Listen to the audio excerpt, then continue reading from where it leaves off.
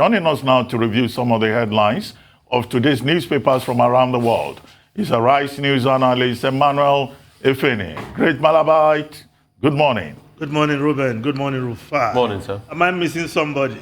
You're missing Victoria MKO Abiola. Well, she's on mommy duties today. Okay. And congratulations. Yes, congratulations to our her. head boy, Tarek, graduates today. The grandson of MKO, celebrating somewhere. Now, let's start the review of today's newspapers with this day, Nigeria's newspaper of record. The lead story, battle to remove Matawalle begins. Court fixes July for suit. Plaintiff seeks to order new election within 3 months. PDP files joinder application. Yes, a federal high court sitting in Abuja has fixed July 16, yes, to be specific, for the hearing of that suit, which kicked off the legal battle by the People's Democratic Party to unseat Governor Bello Matawalle, who defected from the PDP to the ruling APC. Now, this is one case that should interest all Nigerians, because if the court can make a pronouncement on this matter, yes, it has become commonplace for Nigerian politicians to hop from one party to the other, but I think a ruling perhaps will put some decorum into political behavior in this country. And this is in addition to the fact that the National Assembly is also considering amending the Electoral Act as well as the Constitution to ensure that when people move, they lose their seats.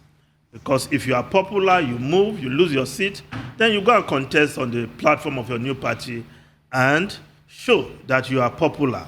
Unlike what presently obtains, where one man who was brought into power by a godfather will tell you that everybody in the state is moving with him to a new party.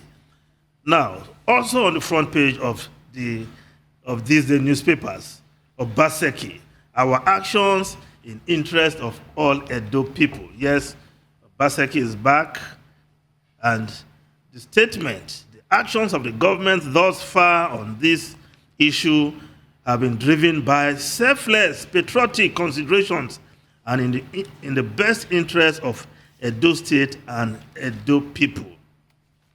Well, I'm sure he has to touch base with His Royal Majesty, Monoba Nedo Uku Akpolokpolo, Oba Iware II, the Oba of Benin, to smoothing all gray areas, because I want to believe they're all working, rowing in the same direction, but perhaps with different approaches.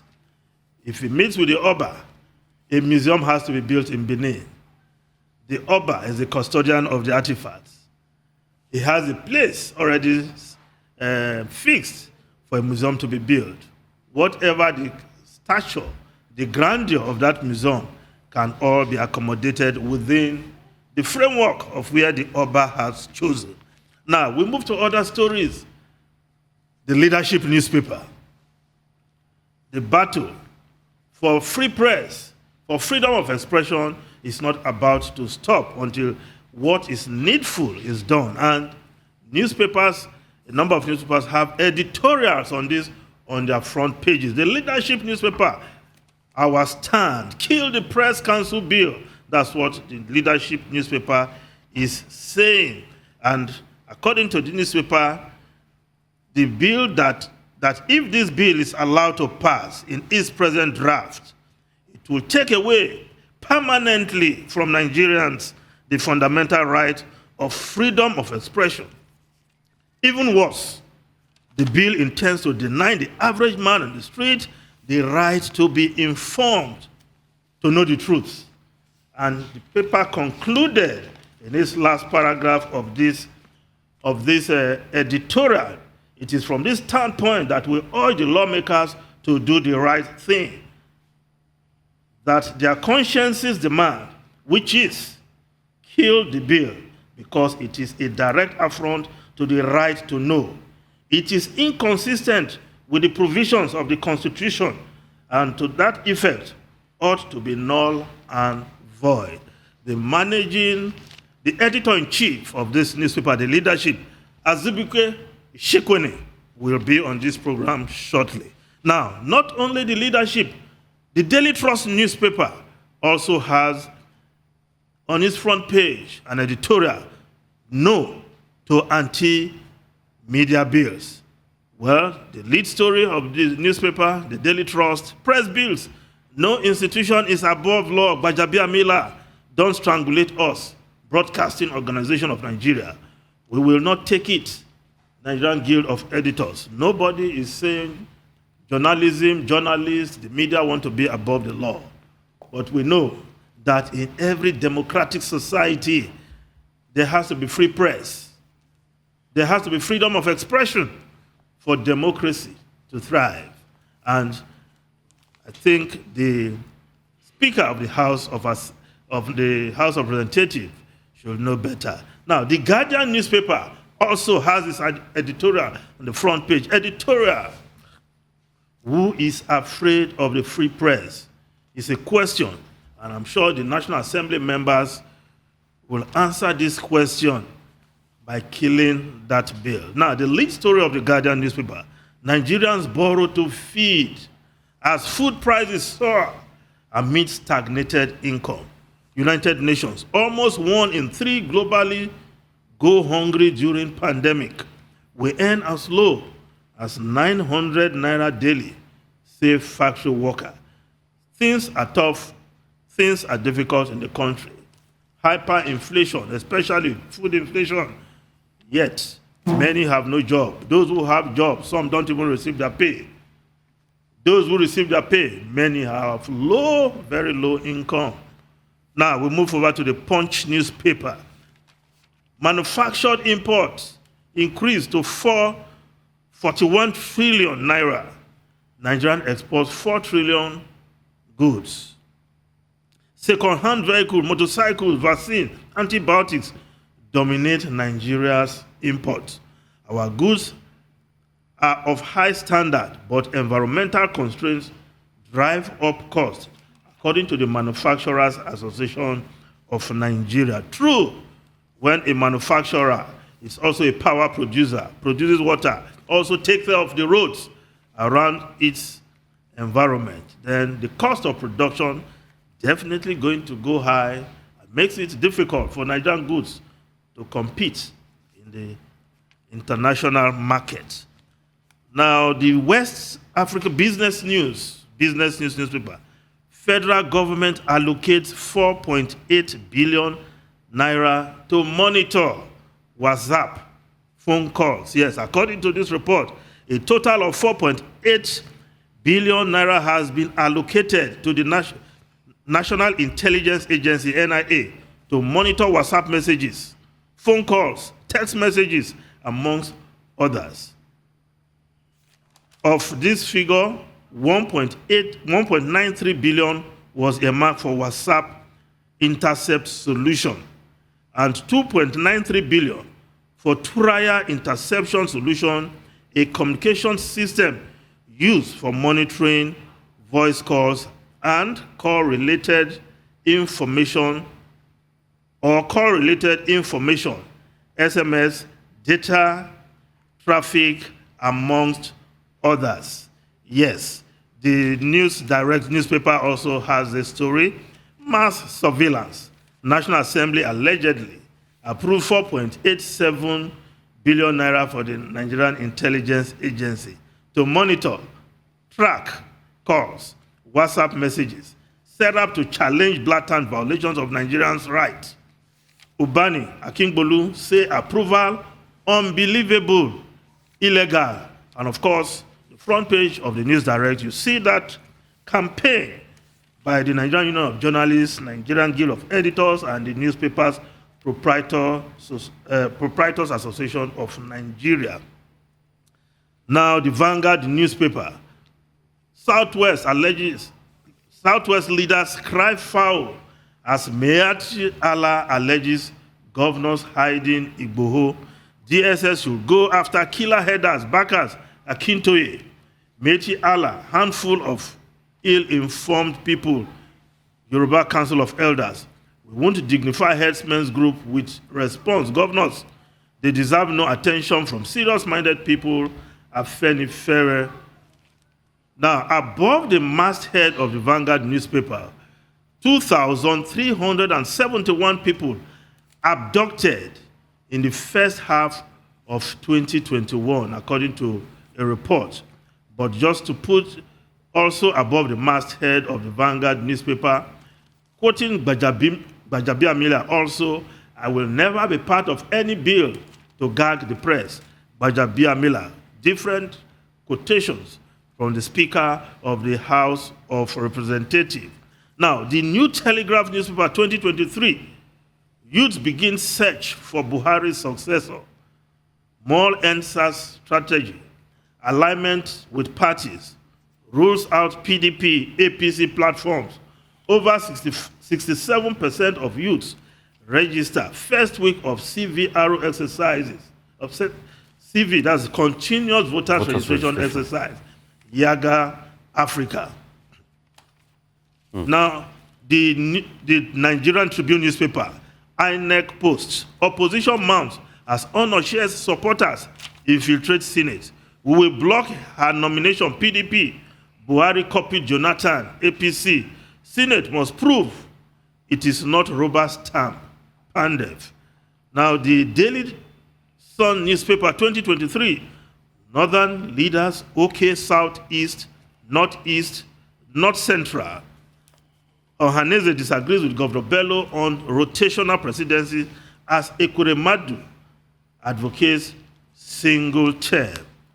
Now, the Daily Independent newspaper, yes, cracks in Nigerian Governors Forum over Southern Governors 2023 position. Now, the foreign newspapers quickly. The Guardian of UK, Prime Minister leaves restrictions, fears of exit wave and 200 deaths a day. Boris Johnson will lift the press, will lift the restrictions ahead with, sorry, I take that again.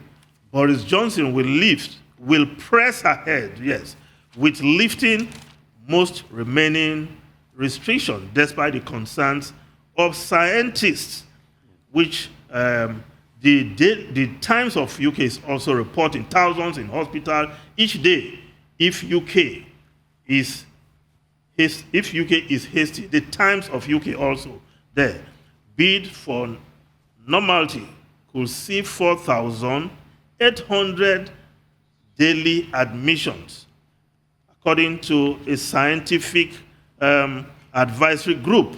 Well, Ifeni? Yes. On that note, let's take a short break, and then after the break, the review of newspapers will continue. We'll be right back. Stay with us.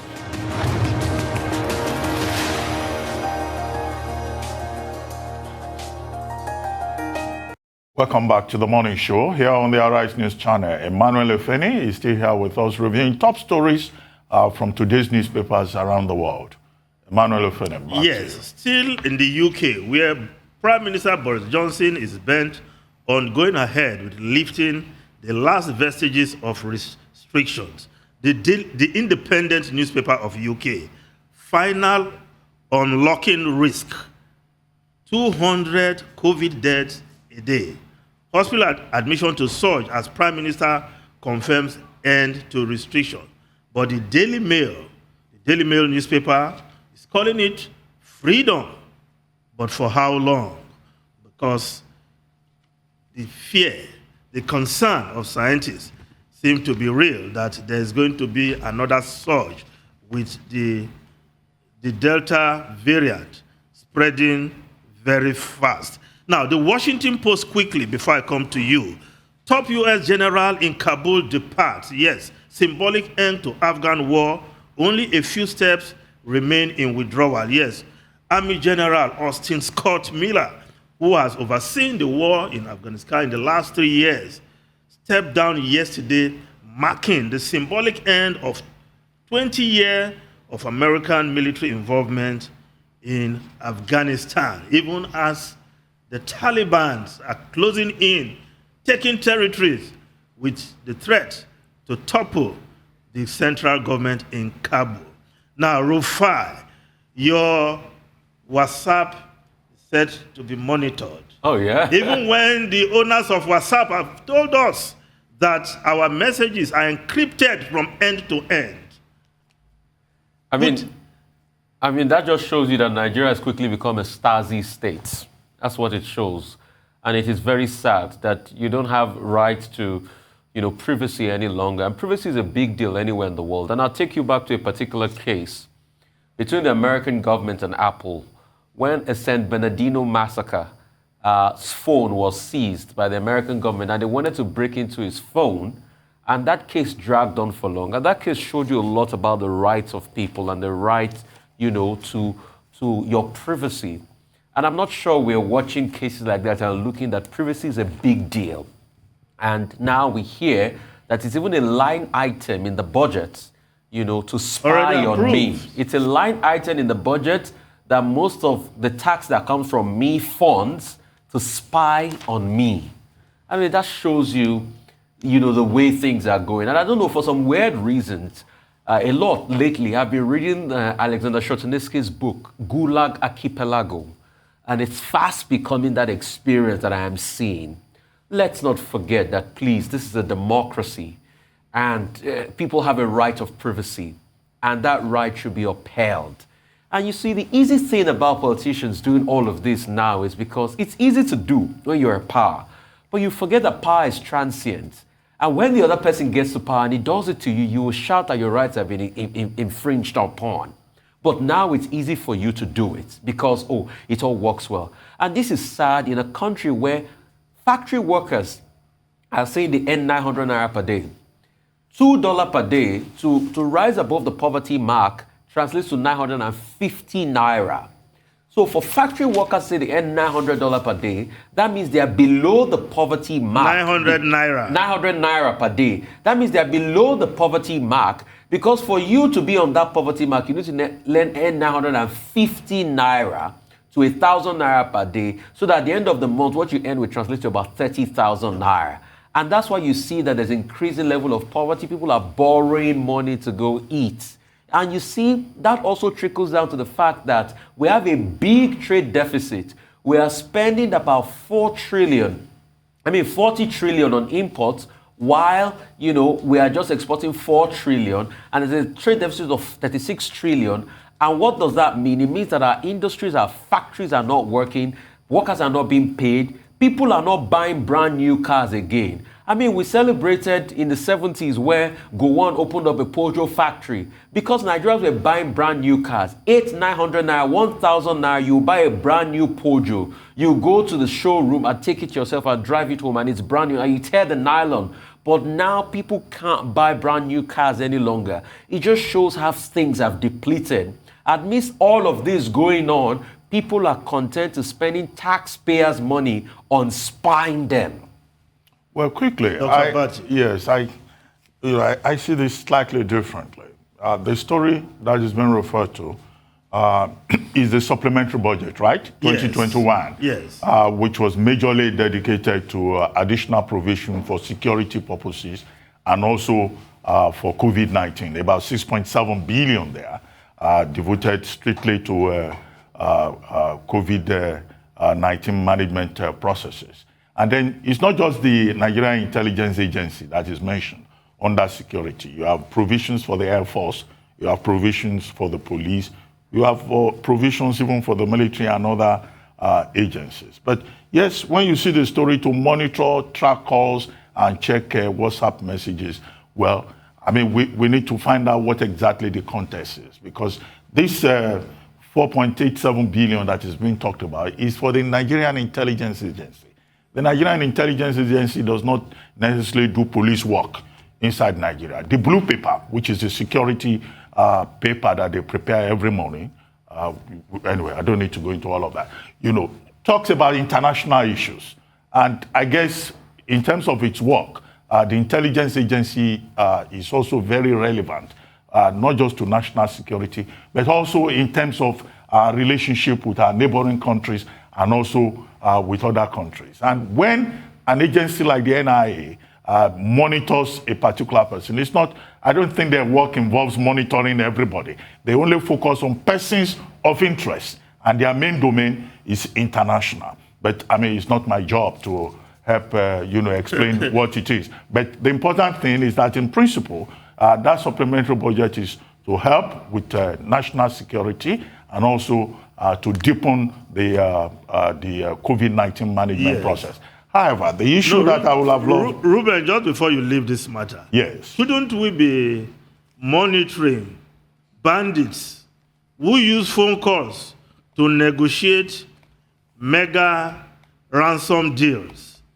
This money are delivered in the forest. Yeah, that's why I said, look, and track them. No, we need to know the details. If that falls within the purview of the work of the NIA, of course they will do it. Any security agency needs infrastructure. But our concern will be, okay, we budget all of this money. We must see the effect in terms of improved security, in terms of the integrity of the security space within Nigeria itself. That's a principled point that nobody can argue with. But I wanted to comment on these editorials. Yes. Yesterday, we saw that front page advertorials by almost every newspaper. And even today, the papers here that I've checked, virtually every Nigerian newspaper has an editorial on media bills and the attempt by both the executive arm of government and the legislature to gag the media, to control the operations of the media. And we've seen the leadership of the Union of Journalists, of the Guild of Editors, of the Newspaper Proprietors Association of Nigeria saying this is unacceptable. And I think, look, the relevant state officials should take this resistance from the media establishment in Nigeria seriously. Government will gain nothing from restricting or curtailing media freedom. One of the newspapers, I think is The Sun, cites the example of the First Amendment in the United States, which gives you the freedom to express yourself. It cites even something close to Article 162 of the 1992 Constitution of Ghana, 6 clauses under that Article 162, where in Ghana it is expressly stated in Clause 2, Article 162 of the 1992 Constitution, that there shall be no censorship in Ghana. Yes. That is the kind of legislation that we should have here in Nigeria, instead of government, and government officials looking for ways to control the media.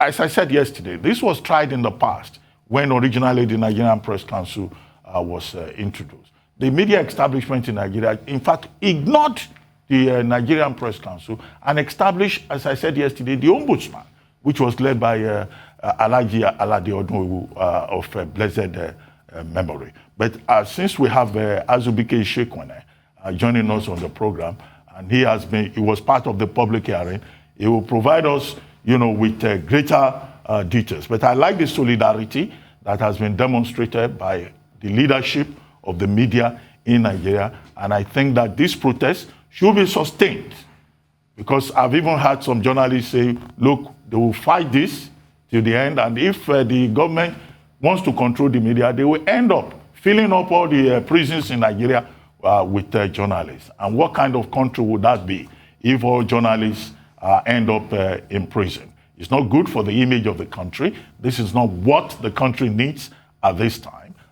The same government that has in place a freedom of information law should not also at the same time be seen to be controlling, dictating, how journalists should do their work. Although I know that that's a major challenge that we all face as journalists. Everybody knows how to do the work. Even people cannot string sentences together to make a neat paragraph. All right, you're spot on, Dr. Abati.